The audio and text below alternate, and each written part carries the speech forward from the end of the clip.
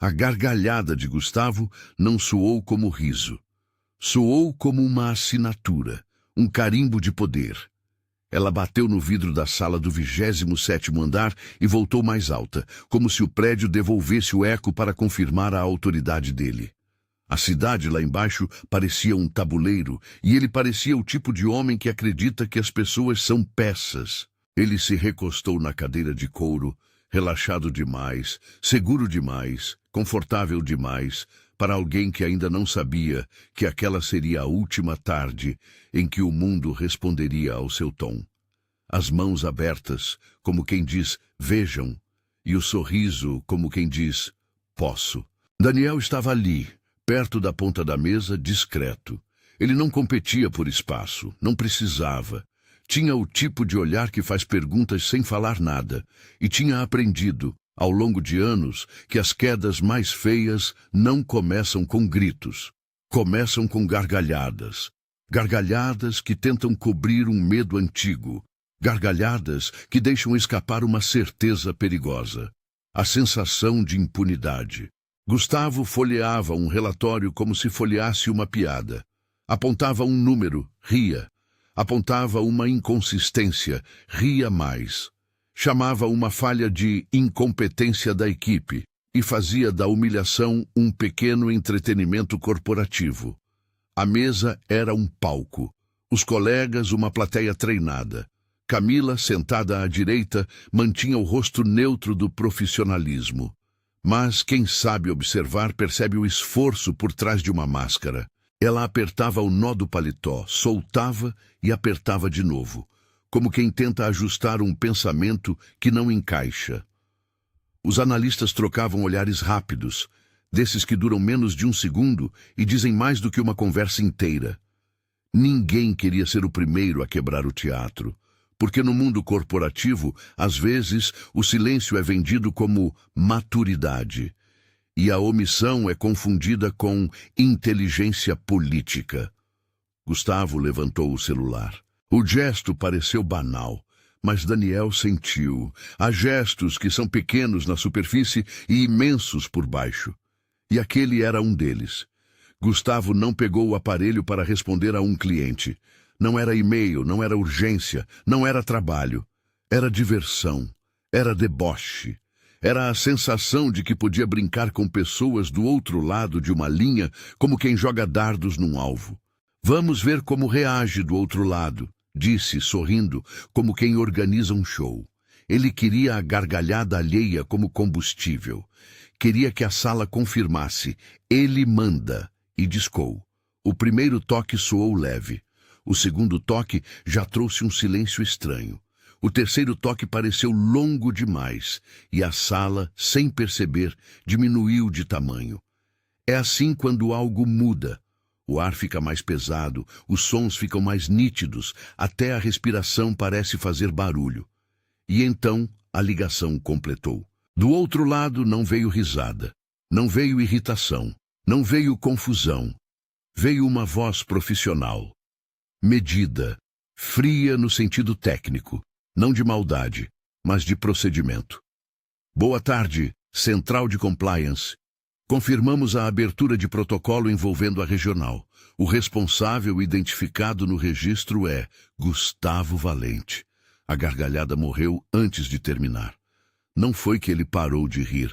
Foi como se alguém tivesse desligado a energia do sorriso. A sala congelou. Camila deixou o ar preso por um segundo, como se o corpo dela tentasse entender o que o cérebro ainda não tinha aceitado. Um analista olhou para o outro com a expressão de quem pensa. Isso não pode estar acontecendo. Mas estava.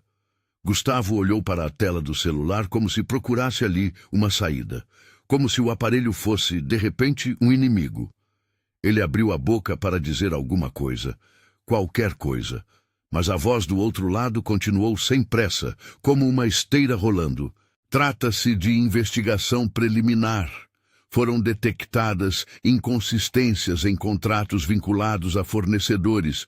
Solicitamos sua confirmação de identidade para prosseguimento do registro e para a ciência de medidas preventivas. Há recomendação de bloqueio temporário de acessos e preservação de evidências digitais. Daniel observou, não como quem comemora, como quem reconhece o momento exato em que a narrativa muda de dono. Até ali, Gustavo era o autor do espetáculo. A partir daquela frase, ele virou personagem. Gustavo tentou rir de novo, tentou produzir um som que recuperasse o domínio, um "ha" seco, artificial, quase uma tosse. Ele tentou falar alto para que a sala o ouvisse. Que brincadeira é essa? Mas aquela voz não brincava. Não é brincadeira, Sr. Gustavo. O protocolo foi aberto por canal formal e validado pela controladoria. O senhor receberá notificação. Pedimos que não se comunique sobre o assunto com terceiros, conforme política interna. A diretoria será informada. Houve um instante em que a sala inteira pareceu perceber a mesma coisa. Não era sobre a ligação. Nunca foi. A ligação apenas abriu a porta para o que já estava preparado do lado de fora. E então começaram os sinais, como pequenas marteladas, discretas, mas inevitáveis. O celular de Gustavo vibrou uma vez, depois outra. Notificações em sequência. Um e-mail com bandeira de urgência. Outro com cópia oculta. Uma mensagem curta e cruel que não precisa de adjetivos. Acesso ao sistema revogado. Ele olhou para a tela do notebook. O cursor piscou como se estivesse esperando uma decisão. Ele digitou a senha. Enter. Login negado. Digitou de novo, mais rápido, como se a velocidade pudesse resolver. Login negado. Por um segundo, ele ficou parado, olhando para a mensagem como se fosse um erro temporário do universo. Depois, tentou sorrir para a equipe. Um sorriso de gerente, de quem tem tudo sob controle. Mas não havia controle, havia procedimento. Camila fechou o envelope que estava sobre a mesa e puxou outro para perto. Ela não estava feliz. E isso é importante, porque histórias ruins costumam ser vendidas como vingança deliciosa. Mas a realidade da justiça verdadeira é mais séria. Ela pesa. Ela exige. Daniel viu o detalhe que mais assusta. Ninguém precisou levantar a voz. A queda estava sendo executada por gente que trabalha com fatos. Por gente que não se alimenta de humilhação, mas de prova. Senhor Gustavo, a voz no telefone disse, confirmamos que há solicitação de preservação do seu e-mail corporativo e histórico de aprovações no sistema de pagamentos. Pedimos que mantenha o aparelho disponível e que se dirija ao RH quando solicitado. Nesse momento, o coração da cena aconteceu. Gustavo entendeu que a autoridade dele era um empréstimo que acabara de ser cobrado com juros. A sala, até então cúmplice por silêncio, virou testemunha por presença. Ninguém queria estar no lugar dele. E esse tipo de medo é coletivo. Ele contamina. Ele reorganiza a hierarquia em segundos.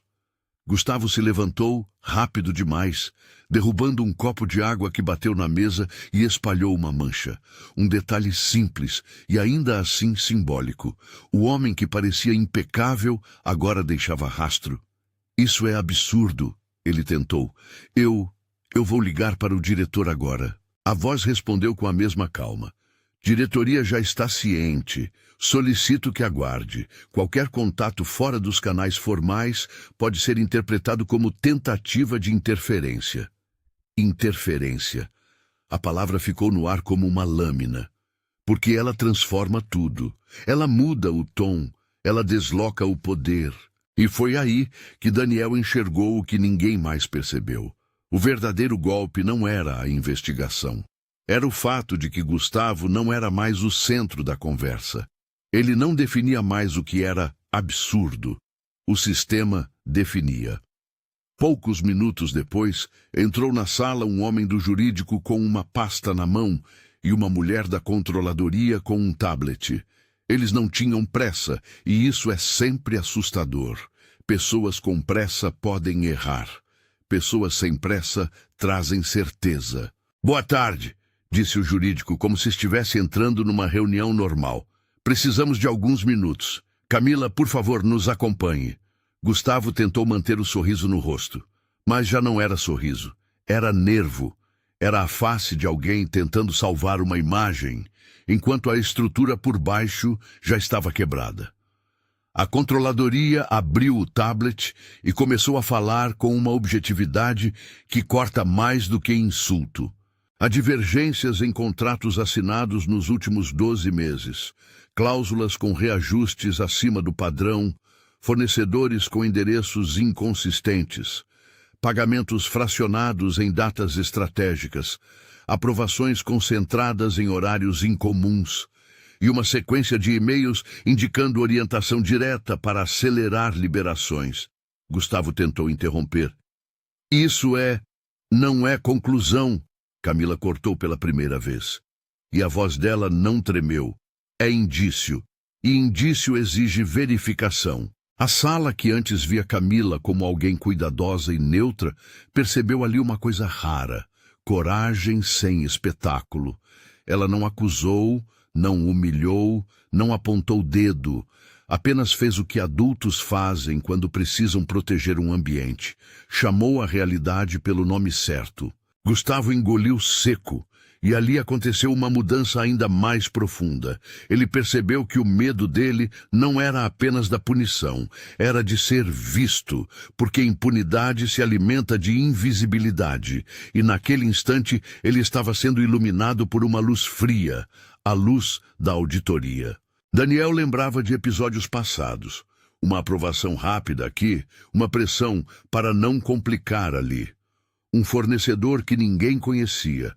Uma reunião em que Gustavo dizia: esse contrato é prioridade. Não me tragam problema, me tragam solução. A frase parecia liderança na hora, agora soava como ameaça. E então veio a parte que prende qualquer espectador. Quem foi que acionou o compliance? Porque, claro, alguém acionou, alguém abriu o protocolo. E esse alguém não estava brincando. O jurídico continuou. Vamos formalizar a ciência. A partir deste momento, o senhor deve entregar seu notebook corporativo e seu crachá. O acesso será mantido bloqueado até o final da apuração. O senhor será conduzido ao RH para orientações. Conduzido. A palavra é polida, mas na prática significa acabou. Gustavo olhou ao redor, como se procurasse um aliado. Encontrou olhos baixos. Encontra silêncio. Encontrou o que ele mesmo cultivou, gente que não arrisca por ele. E isso dói mais do que qualquer punição. Um segurança apareceu na porta, não como ameaça física, como protocolo. Ele ficou parado, respeitoso, como se dissesse sem dizer: estou aqui para garantir ordem. Gustavo deu um passo, depois outro.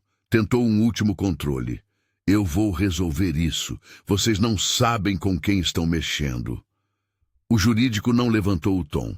Não precisava. Agora sabemos exatamente com quem estamos lidando. É por isso que estamos aqui. Essa frase não foi dita como arrogância. Foi dita como sentença administrativa. E existe um tipo de justiça que não grita, não vibra, não faz show. Apenas registra, e registro é fatal para quem vive de aparência. Eles saíram. A porta fechou. E aí você sente a sala respirar de novo, como se alguém tivesse aberto uma janela invisível. Mas o ar que entra não é leve. É o ar pesado de quem se pergunta: como deixamos isso acontecer? Porque quando um chefe cai, todo mundo revisita o próprio silêncio. Camila ficou alguns segundos parada, organizando papéis como quem reorganiza o mundo. Daniel voltou para a cadeira, mas não se sentou. Olhou pela janela. A cidade continuava. E é isso que assusta. O mundo não pausa para o nosso drama. Só que a história não termina com o elevador fechando. Na verdade, é aí que ela começa a ficar mais profunda. Nos dias seguintes, a empresa virou um organismo em alerta. Não com fofoca, com cautela. Gente revisando e-mails antigos, conferindo trilhas de aprovação, levantando contratos. Não por curiosidade barata, por medo. Porque quando você descobre que alguém manipulou a estrutura, você passa a desconfiar da estrutura inteira. E o compliance não trabalha com achismos. Trabalha com trilhas, com padrões, com evidência. Foi então que Daniel recebeu um pedido formal, não um convite amigável, um pedido técnico.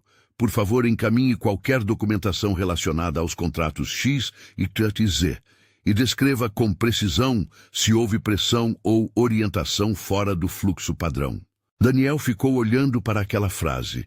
Pressão, orientação fora do fluxo padrão. Ele poderia escrever uma resposta curta e se proteger, ou poderia escrever a verdade e proteger o ambiente. Ele respirou e escolheu o que poucos escolhem.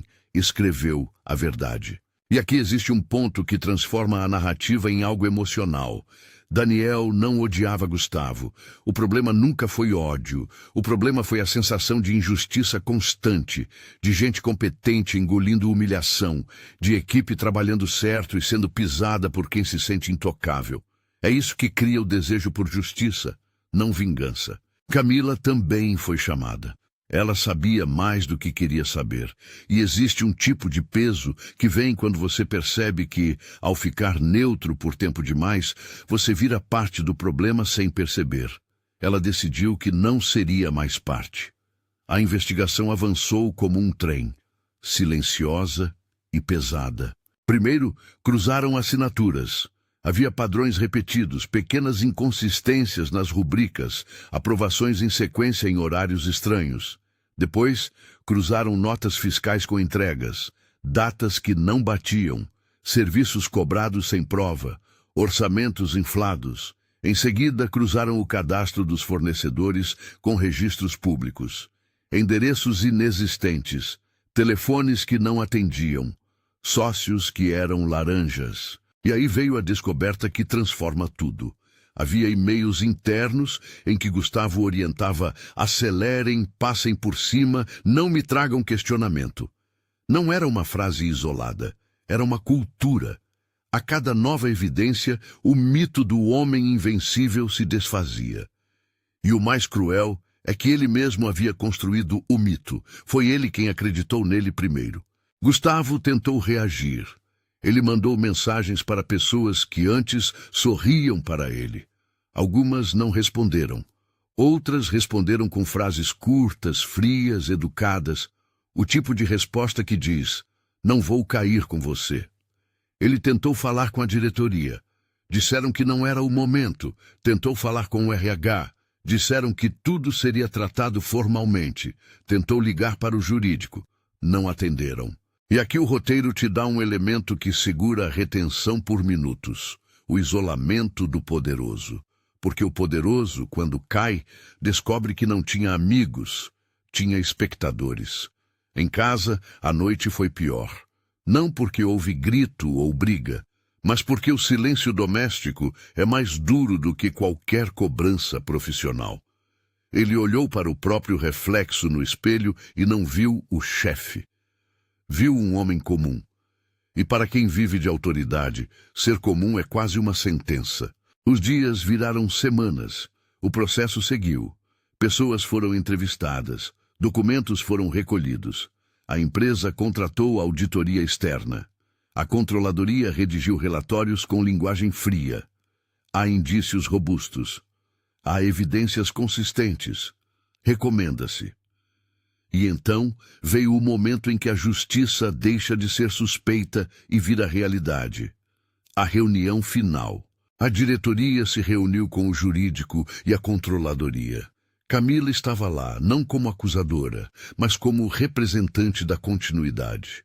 Daniel não entrou na sala, e isso foi proposital. A história dele não era de palco, era de testemunho. O jurídico apresentou o mapa do esquema com uma calma assustadora. Um mapa que mostrava como tudo acontecia. Contratos direcionados, aprovação concentrada, pagamentos fracionados, fornecedores de fachada, comissões disfarçadas, controle pelo medo. A diretoria fez poucas perguntas, porque quando as perguntas são poucas, geralmente é porque as respostas já estão claras. E chegou a decisão: afastamento definitivo, rescisão por justa causa, encaminhamento para medidas cíveis e criminais, se cabível. Notificação às autoridades competentes conforme política e lei. Não houve aplauso, não houve comemoração. Houve alívio.